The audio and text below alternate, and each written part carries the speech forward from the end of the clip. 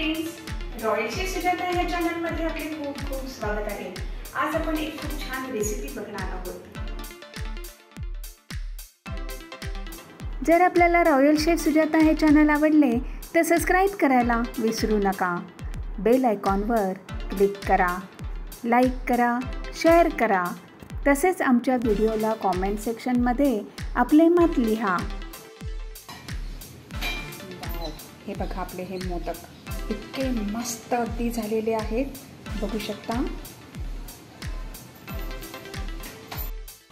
Wow, आपले हे गुळ खोबऱ्याचे मोदक आता गणपती बाप्पांना नैवेद्य दाखवण्यासाठी रेडी आहेत। बनवायला पण अगदी सोपे आहेत, झटपट होणारे आहेत, करून बघा। आता गणपती उत्सव आहे, 10 दिवस आहे, तर रोज आपल्याला छान छान मोदक बनवता येतील।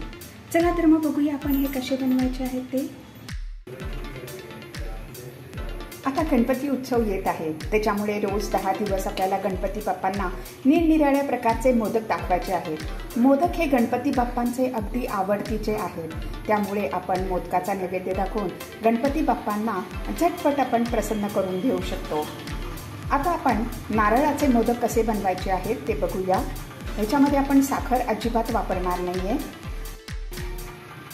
नारळाचे मोदक बनवण्यासाठी हा 1.5 कप मी ओला नारळ खोवून घेतलेला आहे। आता हा नारळ आपण मिक्सर जारमध्ये घेऊया आणि थोडंसं फक्त एकदा ग्राइंड करून घेऊया। ओला नारळ आपण मिक्सर जारमध्ये घेतलेला आहे। मी पॅन गरम करायला ठेवलेला आहे। आपण हे थोडंसं ब्लेंड करून घेतलेलं आहे।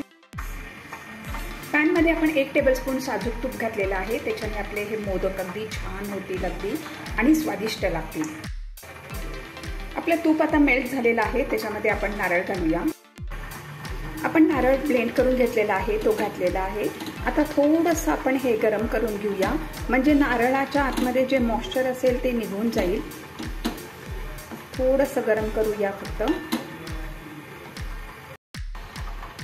आपला नारळ आता हा थोडा गरम करून झालेला आहे। आपण साखरेच्या ऐवजी गूळ वापरणार आहे, त्यामुळे मी 3/4 कप हा गूळ आहे, हा चिरून घेतलेला आहे। आता ह्यामध्ये आपण गूळ घालूया। ज्या कपाच्या मापाने आपण खोबरं घेतलेलं होतं त्याच ह्याच्याने मापाने आपण गूळ घेतलेला आहे। मिक्स करूया। गूळ आपण मिक्स करून घेतलेला आहे। मंद विस्तवावरती आपण हे आता मिश्रण आटवून घ्यायचं आहे। मधून मधून सारखं हलवत राहा, नाहीतर खालती चिटकण्याचा संभव आहे। मंद विस्तवावरती करूया। आपण बघू शकता आपलं आता हे मिश्रण छान घट्ट झालं आहे।